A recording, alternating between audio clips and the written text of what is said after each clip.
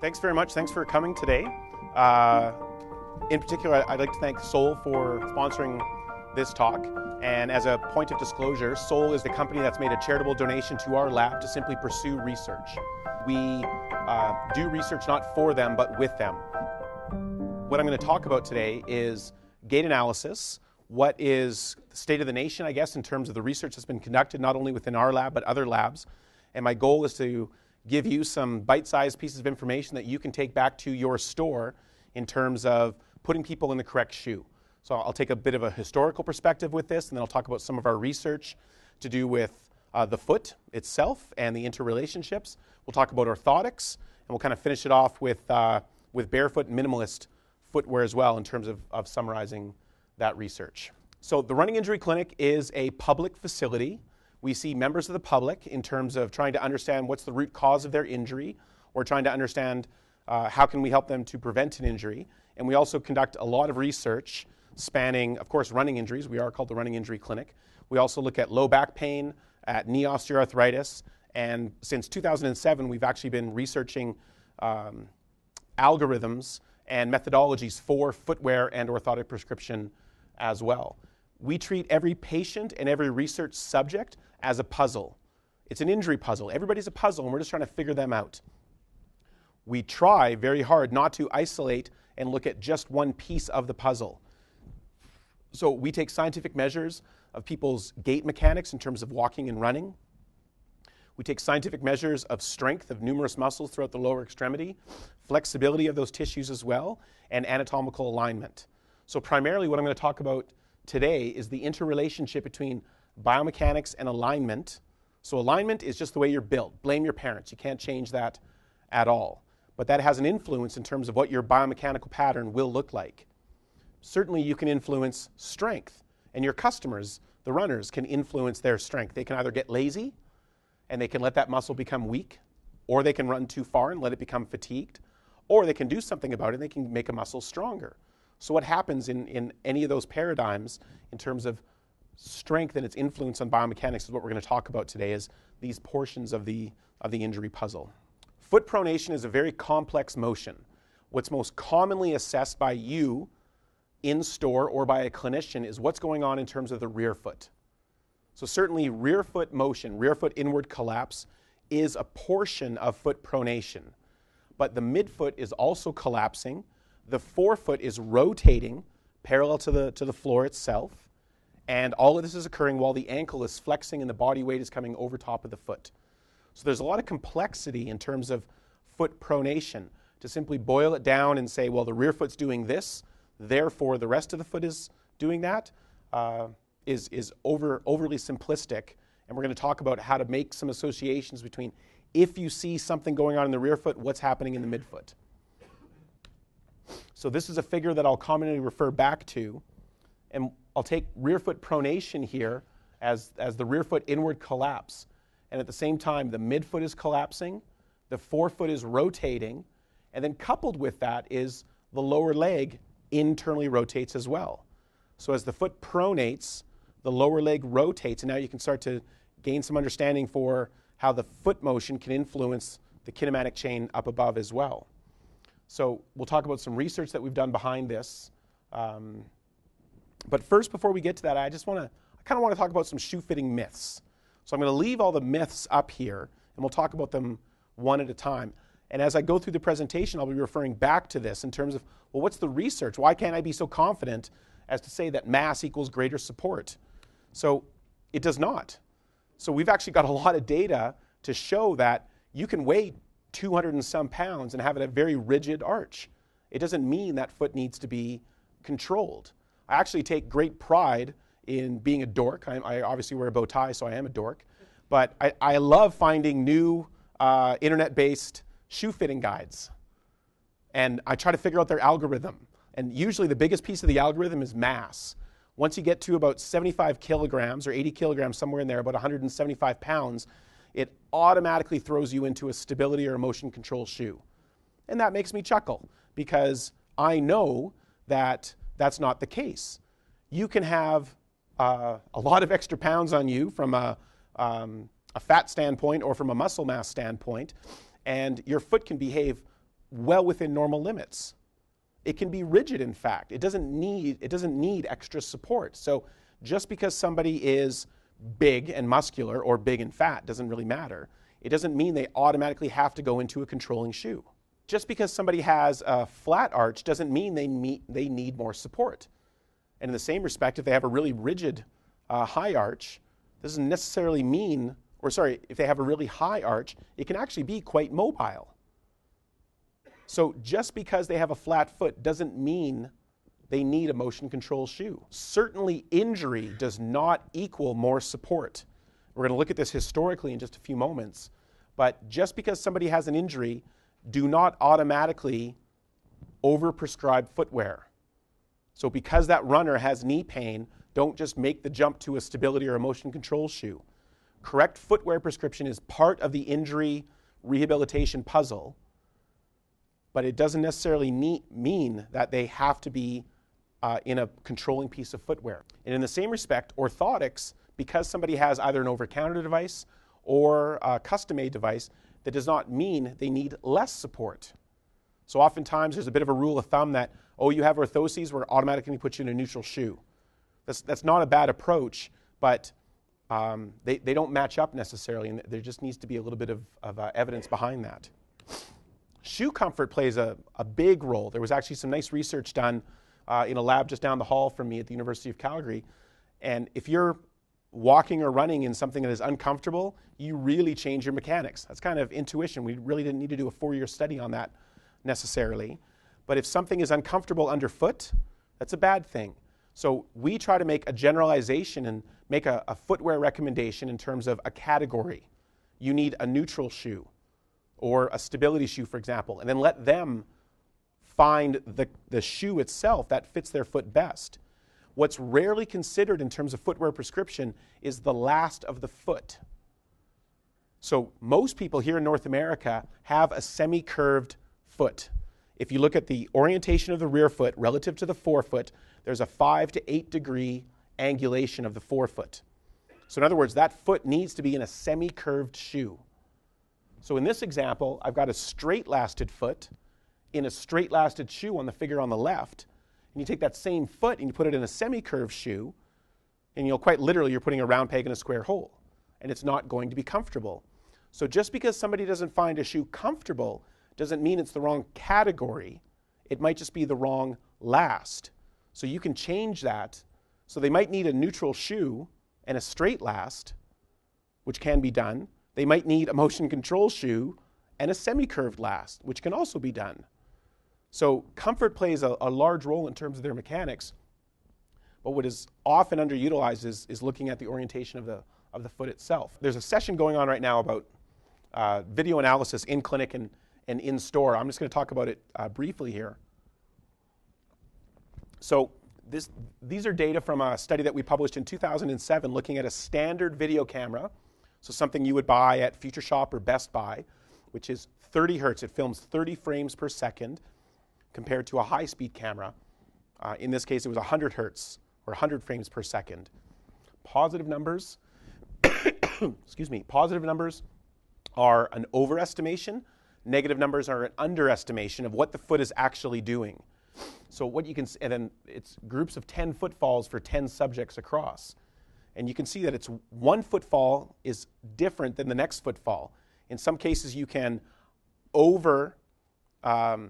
estimate the amount of rear foot motion by 3 degrees, and in the next footfall, you could underestimate it by 3 degrees. So video analysis is a method, but it's not a very valid method for making a decision on the correct type of footwear. And in fact, taking a video camera and pointing it down the long axis of a treadmill automatically produces error. And there's been research from 1990, 95, 2000, we published in 2007, and we published in 2010, that the average error is at best 30%, and at worst 300% that you're off using a standard video camera. So it can be part of the process, but it shouldn't be the only process. And we're going to talk about other aspects that come into it today.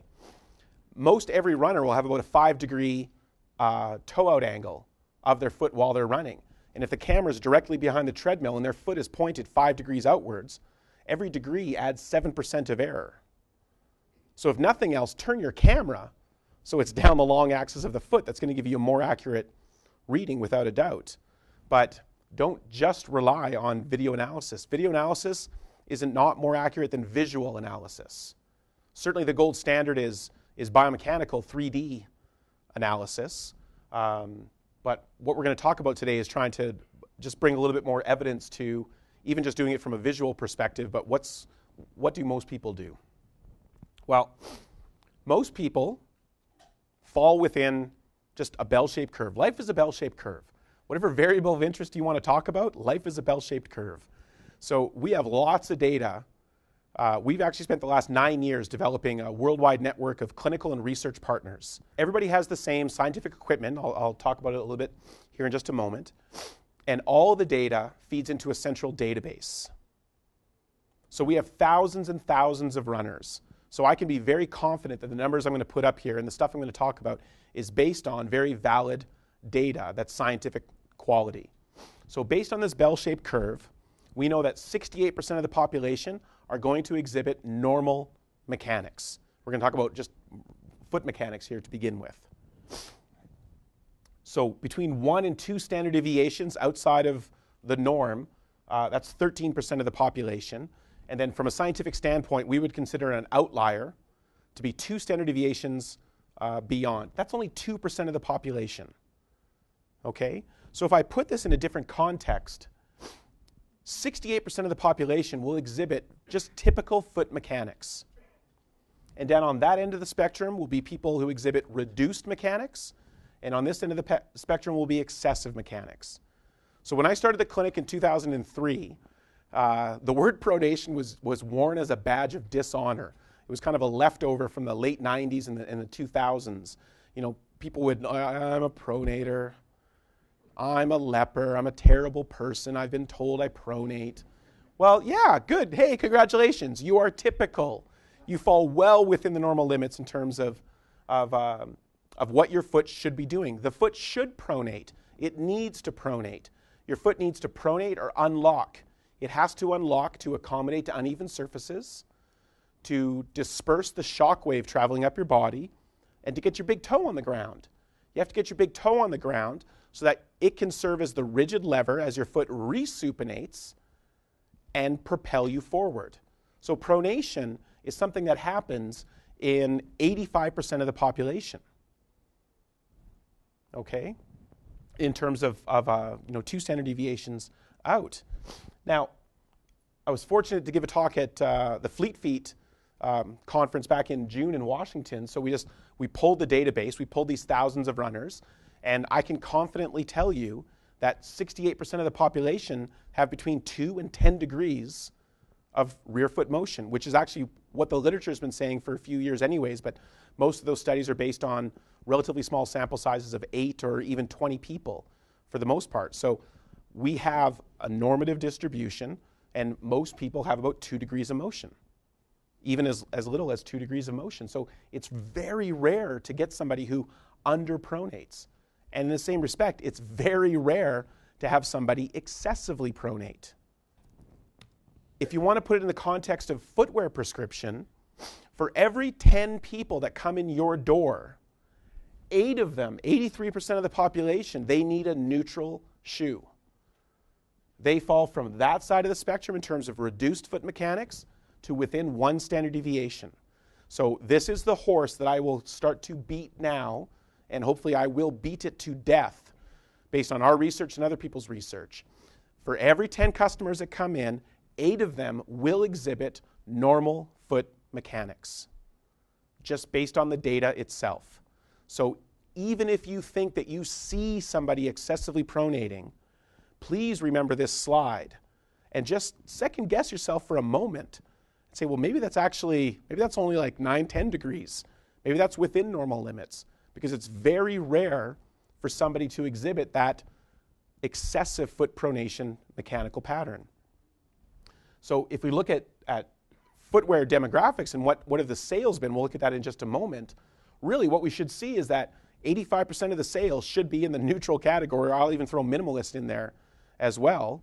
Stability shoes should only be 13% of the pie, and motion control should only be 2%. If we're matching people up in terms of what shoe belongs with what mechanical pattern. Does that seem reasonable and logical to everybody? So let's kind of look at it from a historical perspective. I was fortunate to train at the University of Oregon with Dr. Stan James, Lou Osternegg, and Barry Bates. And they actually wrote the first paper and coined the term pronation back in 1978. So these guys are pioneers in this field. And if you talk to Stan James today, he never meant pronation to be a bad word. He just wanted it to describe a complex foot motion. And it was never meant to be associated with injury. Like, oh, you pronate? Your foot's going to fall off. He never meant for that connection to be made. But that's what happened in the 90s, is that motion control shoes and anti-pronation started coming into play. So stability shoes had about 60% of the market share, and neutral and motion control shoes had about 20% each. And minimalist shoes in there, that's a very tiny little piece of the puzzle. So that's in the 90s.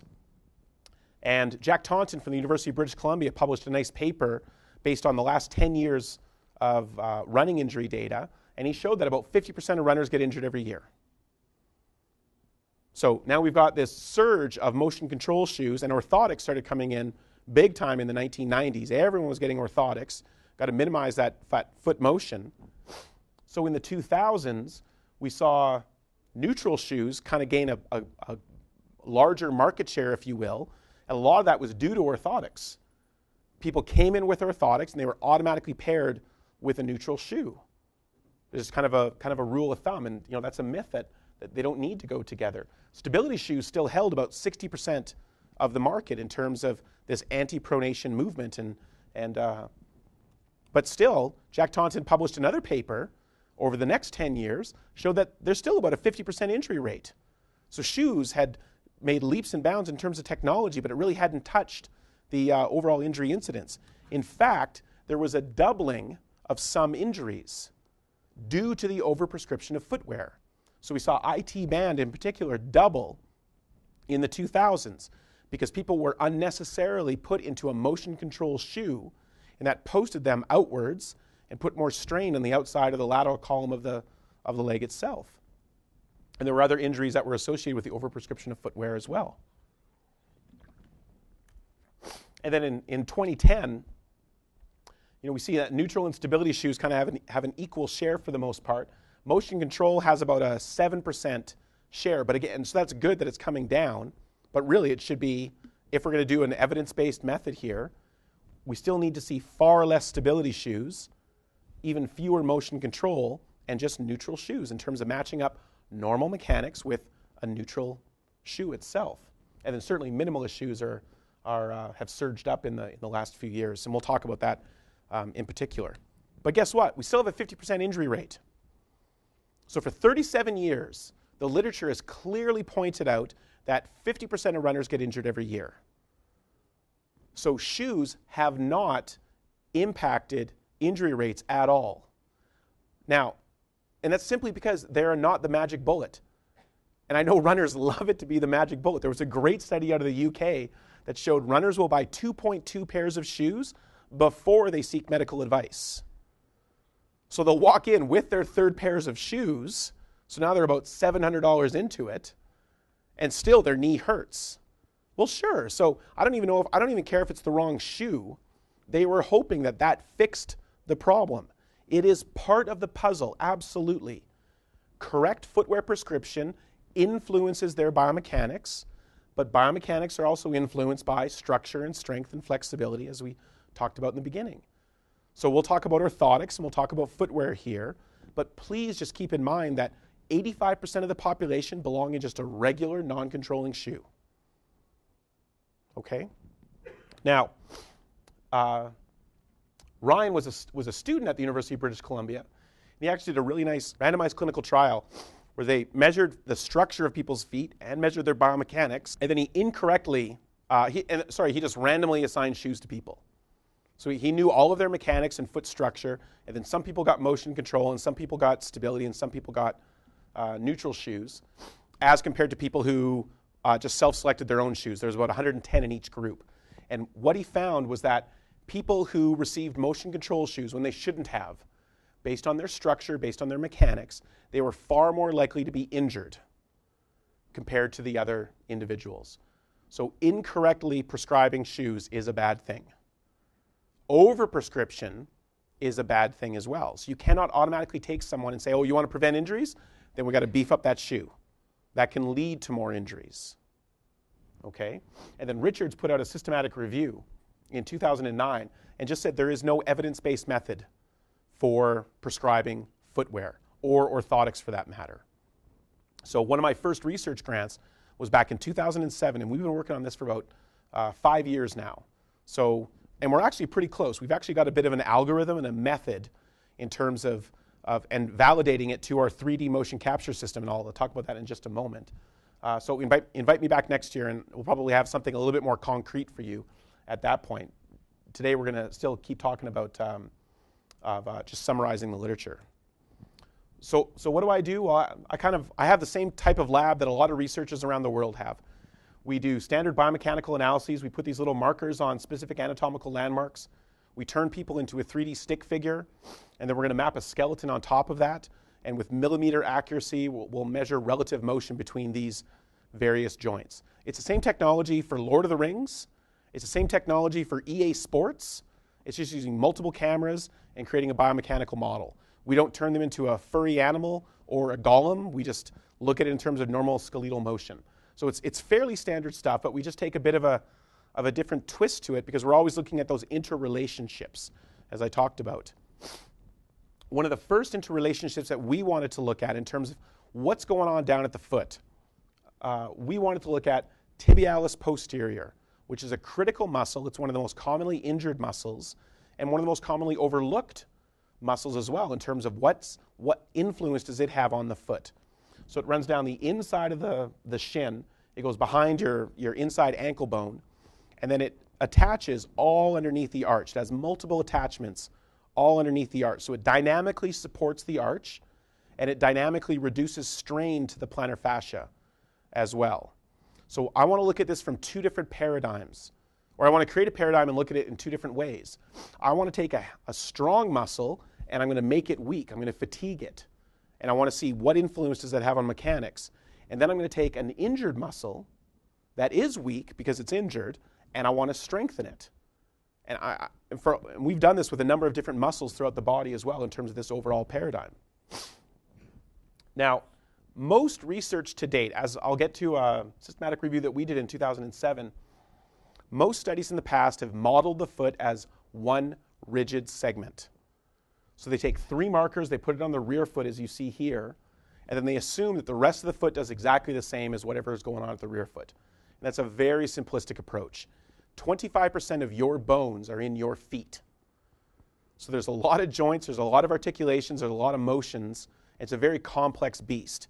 That's why it's taken us so long to try to figure out these algorithms in terms of footwear prescription. So I was very fortunate. One of my first postdoctoral fellows was one of the world's leaders in multi-segment foot mechanics.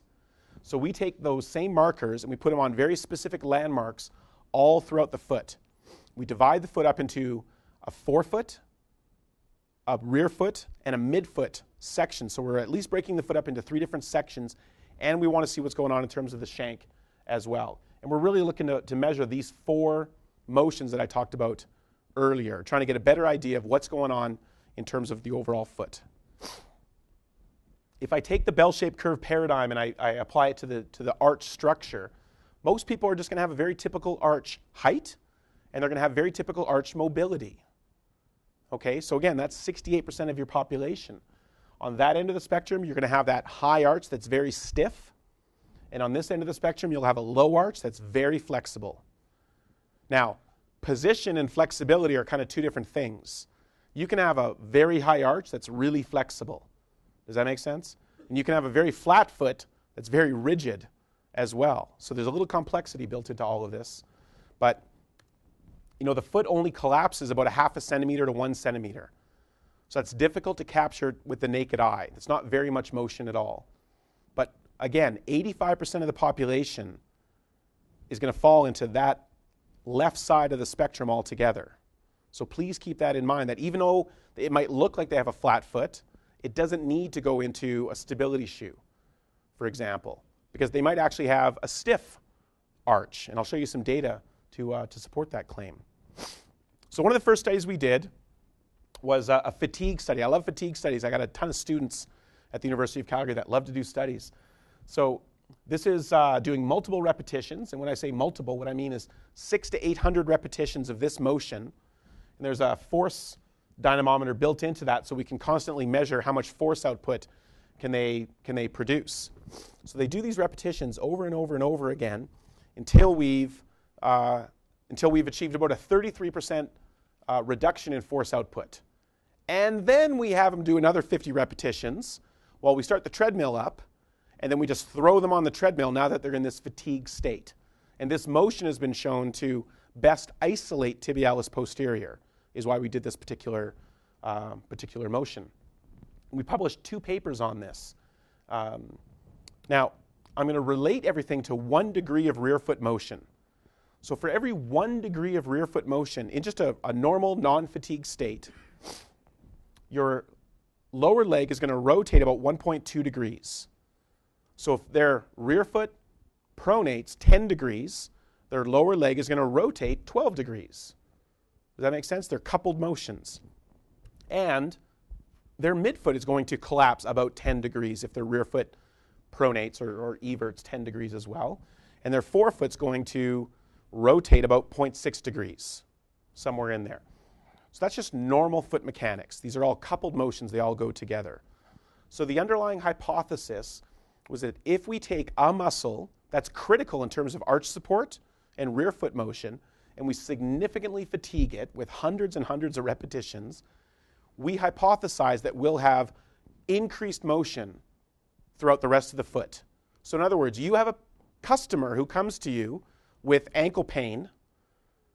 Would you expect to see increased motion because that muscle is now weak? Does that make sense? And the answer is no. In a post-fatigue situation, when that muscle is weak, the rear foot only moves about 3% more. So in other words, there's no change in overall rear foot mechanics. So a runner comes to see you, they got ankle pain. You assume that pain means weakness, which it does for the most part. That does not mean they will exhibit greater amounts of motion. Therefore, their motion doesn't need to be controlled using a shoe. Does that make sense? Okay? But here's what happens. Like, something's got to happen in terms of all this. And what's really interesting is the foot, these 4 segments, become uncoupled from one another. There's not a systematic or a predictable movement pattern. So in the lower leg, with one footfall, it might rotate 10% more. But the next footfall, it might rotate 10% less. And with the midfoot, it might collapse 20% more on one footfall, and then it might stay stiff and rigid on the next footfall. So it's 20% up and down, while the rear foot, which is what you're able to see in store, remains in exactly the same amount of motion. So the whole foot's becoming uncoupled. There's this increased variability of movement. And the same with the forefoot. There's about 20% more motion. So fatigue or weakness or injury equates to an increased variability or an unpredictable movement pattern. Now, we've repeated these studies, and again, I love students. So we've repeated these studies in terms of getting weak muscles strong, and we've shown that there's a more systematic or a more predictable movement pattern in terms of knee motion when we get hip muscles strong. We've shown it in osteoarthritic patients. When we've gotten them stronger, they have a more predictable or systematic movement pattern. We've even taken really strong, we went and found really strong guys, like super strong in their hip abductor muscles, and then we injected them with lidocaine into the superior gluteal nerve to knock this muscle out altogether. So we had a 70% force reduction, and their angle of motion is exactly the same after injection, but one footfall is never like the same. So their knee collapses just as much and it rotates, and we actually can calculate how much loading is going on inside the knee and the hip joint, and it's identical before and after injection of lidocaine, but how they get to that point is dramatically different. So we've done a lot of research on this to know that weakness or injury or fatigue simply influences the variability. It doesn't change the overall magnitude of motion. The foot's going to do whatever it wants to do, whether it's injured or not. It doesn't need to be supported. Does that make sense to everyone? Okay. So we repeated this. We went and found a group of runners with tibialis posterior tendinopathy. So these are people who have ankle pain on the inside of the ankle. The muscle is weak. And we measured a whole bunch of different aspects of their foot. What we found is that they exhibit, in general, a lower arch, but it's very rigid. So on one hand, they fall into that end of the spectrum because you would look at it and say, oh, it's a flat foot. Well, it's a flat foot that only deforms about 2 millimeters. So you got a flat foot. So intuitively, you would say, well, I'm going to support that arch. That's a really low arch. But if you put something underfoot, you're actually stiffening up an already stiff structure. Does that make sense? So that's counterproductive. And then our results show that they actually pronate more than a control group, but the amount of pronation is within normal limits. So on the right-hand or the left-hand side of the curve is when their heel strikes, and the right-hand side, the 100%, is where their toe comes off the ground, so it's stance phase. And if you look at the beginning number, like the control group, the bottom line there, it's at 0 degrees, and then they pronate, they reach about 5 degrees of rear foot motion. So they're well within normal limits in terms of overall rear foot motion. They take a little longer to reach maximum pronation, but that's nothing a shoe can take care of. So when your foot comes down, your foot's going to pronate. And these people pronate well within normal limits. It's the muscular action that controls time to pronation and when that foot begins to resupinate. So by automatically putting these people into a stability shoe, you're actually doing them harm because you're artificially stiffening up an already stiff foot. You're unnecessarily controlling a foot that doesn't need to be controlled in terms of the rear foot. But these people need to get stronger, without a doubt. So what they actually need is a shoe that lets their foot do whatever it wants. They just need a neutral cushioning shoe and some strengthening exercises to get these muscles working better. Does that make sense? But overprescription of footwear or putting them in an orthotic condition is counterproductive in this case. So based on this, again, I just want to get the point across. Most people are going to exhibit very typical mechanics. 8 out of 10 customers are just going to have a normal foot. Even if it looks deadpan flat, it might be rigid.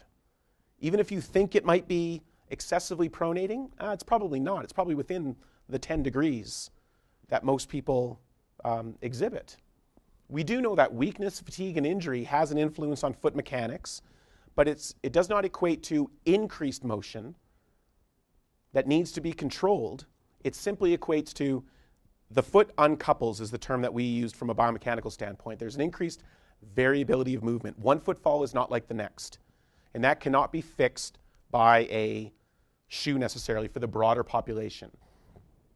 So let's talk about orthotics now. There's lots of different kinds of orthotics out there, and trying to even match up orthotics is a bit like trying to figure it out in terms of footwear. So we go back to our bell-shaped curve here, that 68% of the population will have typical foot mechanics. So if I put it in the context of an orthotic, 85% of the population needs a non-controlling orthotic. So it can be comfortable. Now, this can be a custom orthotic that does not control the foot. It simply accommodates to the contour of the foot. So it can be a custom orthotic. So any podiatrist or podorthist, don't start throwing things at me yet. But it can also be an over-the-counter device, and we'll talk about that. But a controlling orthotic really is for about 15% of the population who have 1 standard deviation or more in terms of their foot mechanics or atypical mechanics. So we did a systematic review back in 2007. So systematic review takes about a year. You take all the existing literature, you scour it, you have multiple people doing these checks, and then you come to a consensus based on the literature. So we know that orthotics are effective. We know that they help with injuries. There's really no evidence to say that they prevent injuries, by the way, but they are helpful in the treatment of injuries.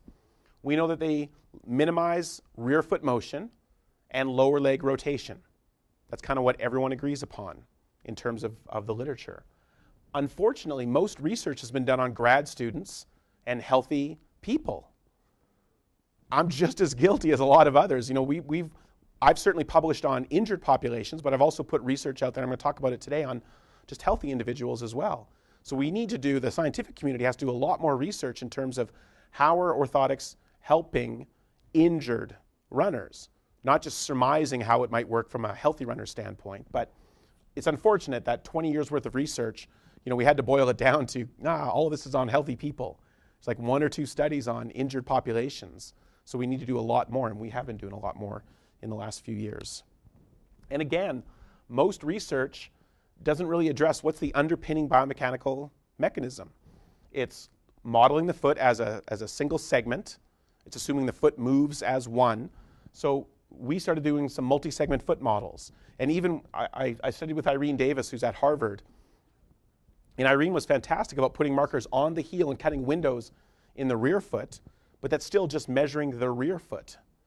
So I guess we cut more windows because I wanted to see what's going on in terms of the midfoot and the forefoot, and we were able to adopt our model. And then within this paradigm, we kind of have 3 populations that we can study in terms of arch structure. So for this one study that actually just got published last month, we spent a long time finding those ends of the spectrum. So just play with me for a second here, and please appreciate the fact that it took us a really long time to find people whose arch deforms more than 10 millimeters, actually 12 millimeters, and people whose arch does not deform any more than 2 millimeters. So to find these 2 ends of the spectrum takes a really long time. And Rob Butler, who actually did his PhD at the University of Delaware when I was there doing a fellowship, did a similar study with incorrectly prescribing shoes. So he took people on this end with a flat planus foot, and he put them in a motion control and a neutral shoe, and he did the same for the really stiff cavus, and the results are somewhat similar. But again, we look at it from a multi-segment foot standpoint. So if you break the foot up into these 3 sections, and we put that orthotic underneath, we know that, and this is for pes planus, so people with really flat and flexible feet. So people with really flat and flexible feet, that 2% of the population, a custom orthotic is going to work fantastic. It's going to stiffen the forefoot. It's going to stabilize the midfoot. It's going to create a rigid lever, and it's going to minimize motion. So it will do exactly what you want it to do. If you take that same orthotic and you put it in a high-arched individual, that foot has no idea what to do, because you are making it way stiffer than it already is.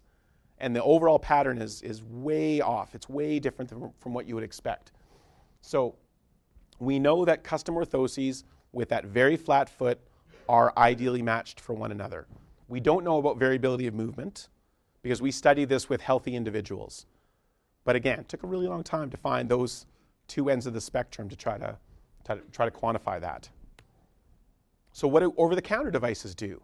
Well, nobody's ever actually researched over-the-counter devices, and there's a lot of them that are available, you know, starting back with Dr. Scholl's, and then certainly Sole and Superfeet and Powerstep, and there's a number of products that are out there. And we wanted to answer some other relevant questions. So we measured medial longitudinal arch collapse is the angle created by these 3 markers here, which are on specific anatomical landmarks.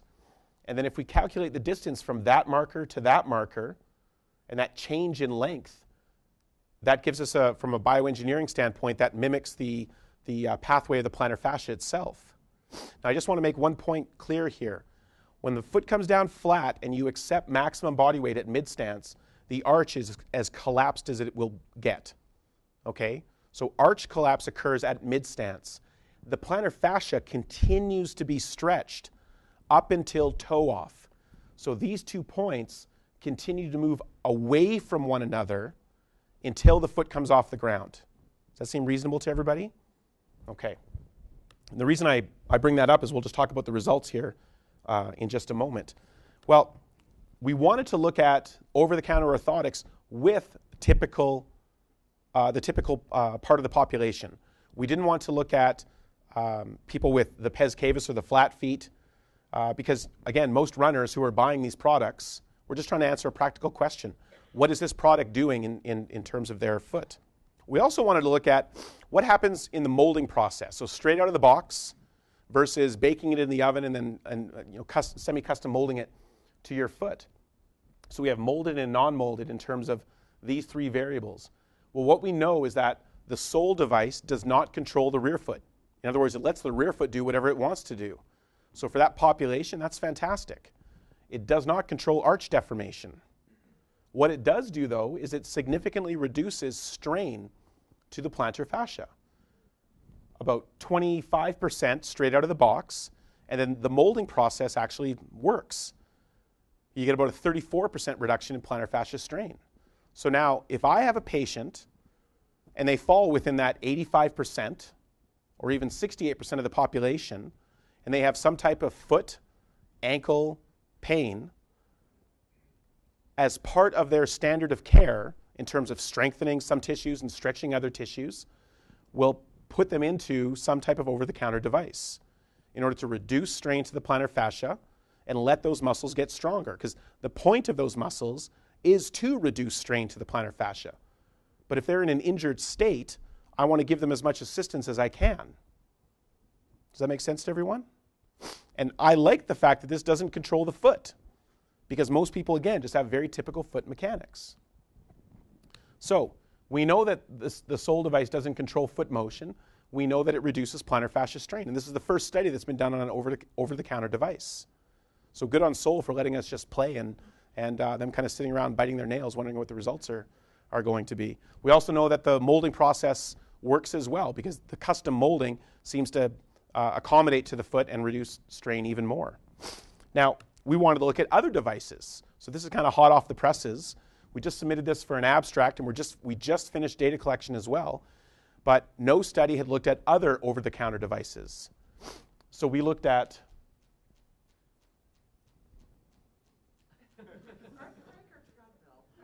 I'm hoping that's a treadmill and not an earthquake. Yeah. All right. So we looked at Sole versus Superfeet versus Powerstep is a commonly available product in Canada as well. And again, no study had looked at other over-the-counter devices. And for Sole, we had a repeat of the results. Sole does not control the rear foot. It doesn't control the arch. And we have about a 35% reduction in strain. A little surprising to us was that the Superfeet devices do not control the rear foot. They do not control the arch. But they have a somewhat similar effect in terms of strain to the plantar fascia. So now, as a clinician, I have two choices for people. If they have a typical foot and typical mechanics, I let them decide. You can either have a Sole or a Superfeet. You tell me which you find to be more comfortable, because each device does similar things. They don't control the foot, and they seem to have some influence on the plantar fascia. In terms of the Powerstep device, it really doesn't influence foot mechanics at all. So that's fine. If they find that to be comfortable, that's great, but it's not going to reduce any strain to the plantar fascia based on our results either. So now I've got a little bit of evidence in order to make an informed decision for our patients in terms of what's the best approach. So where are we now? Where are we at? So for the majority of the population, again, for that 68% of the population, over-the-counter devices, they do not control foot motion, which is good. Just let the foot do whatever it wants to do. But it reduces strain to the plantar fascia. Okay? So the take-home message at this point, again, I'm beating the horse. 8 out of 10 customers that come into your shop will have typical foot mechanics. An over-the-counter device is going to work just fine. If you think that they need some support of the plantar fascia, for example, but you don't want to control foot motion, you've got choices for them. Put them in a neutral shoe, and then they can choose whatever neutral shoe they want, whatever they find comfortable. Superfeet, Sole, whatever they find comfortable. That's going to be, that's a good choice. For a pes planus, for that really mobile foot, that's about 15% of the population we're talking about. Then a custom orthotic is going to stabilize their foot just fine. So that's when you would recommend that they go see a podiatrist or a podorthist and get some orthotics made. So make your recommendations and choose those orthoses and your footwear based on the evidence that's available. But again, start with the fact that 85% of your population falls within normal limits. So let's kind of finish it off, and we'll talk about minimalist shoes. So it's from my standpoint, it's a bit of an education that's occurred over the last few years. So what I want to do is summarize the science behind it. So full disclosure, we do not do barefoot or minimalist research in our lab. We're focused on injury prevention, and we're focused on optimizing rehabilitation. So Irene Davis and Dan Lieberman at Harvard, Joe Hamill at the University of Massachusetts Amherst, they do fantastic research looking at barefoot. So all I'm trying to do is summarize a lot of their research and other people's research. But from a marketing perspective, there is a lot of education going on. So what is the research behind barefoot running? So I'm just going to try to summarize it here. So I love going on to the web and just looking at the marketing, because you would believe that barefoot running is puddles and kittens licking your face and freedom and it is joy. So, and that's fine. This is from Dan Lieberman's work. So if we look at the ground reaction force, just the impact of running, it's this little piece up there that everyone's concerned about. That little impact peak has been associated with injury. So when you exhibit a rear foot strike, you have that little impact peak. When your foot strikes the ground, there's a big shock wave that starts to come up to begin with. And if you run with a forefoot strike, now I'm going to simply talk about it as rear foot versus forefoot, because you can run in no shoes or shoes and have a forefoot strike. You don't have to go barefoot to have a forefoot strike pattern. You don't even have to, you can run in a minimalist shoe and have a rear foot strike pattern if you want to. And we'll talk about some of that research in a moment as well. And certainly you lose that impact peak with a forefoot strike. Okay? So that might be a good thing. But what I do know is that everyone's mass is exactly the same, whether they're in a shoe or not, or whether you have a rear foot or a forefoot strike. So that maximum loading is absolutely the same. One footfall to the next. So let's kind of talk about what's the yin and the yang in terms of this forefoot versus rear foot strike. For the average person, to run a marathon, they're going to take about 32,000 steps. Okay? So with a rear foot strike and turning that into a forefoot strike, you shorten your stride length by about 4 centimeters. Because you shorten your stride length, you take more steps per mile. Does that make sense? And to complete that marathon, you have to take 1,230 more steps. So that's 1,230 more steps in terms of maximum loading. So more cycles of loading to your body. And that could potentially cause an injury. Now certainly, every step, there's less loading to the knee and the hip joint, about 20% less loading. So that could be a good thing. But all you're going to do is shift the loading to other tissues within the body. So you're taking 1,230 more steps, and there's other things going on. With a rear foot strike, there's minimal loading to the Achilles.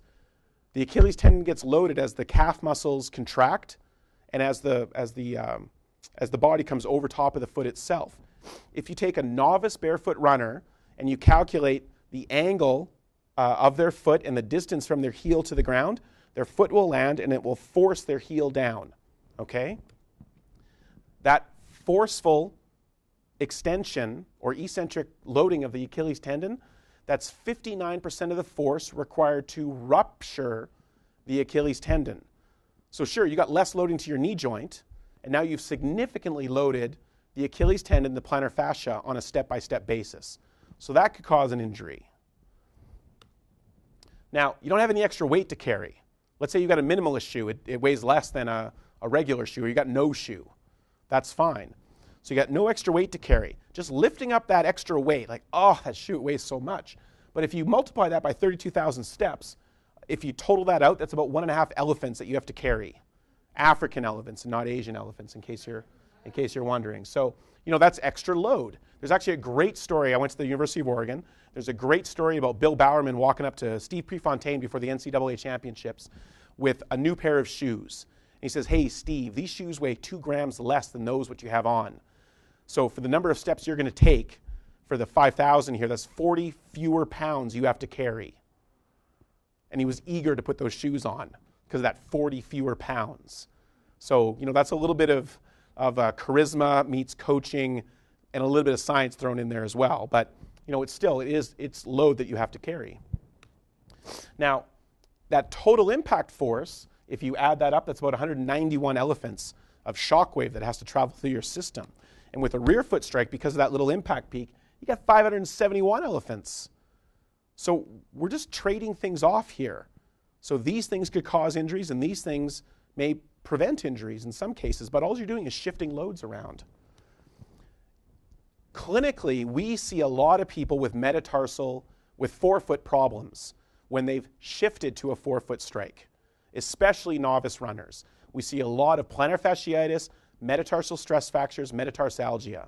Now, the metatarsals are loaded at toe off in a rear foot strike. Your heel comes down, your foot loads, that plantar fascia gets maximally stretched, and the loading to the metatarsals happens at about the same time as when the plantar fascia gets loaded.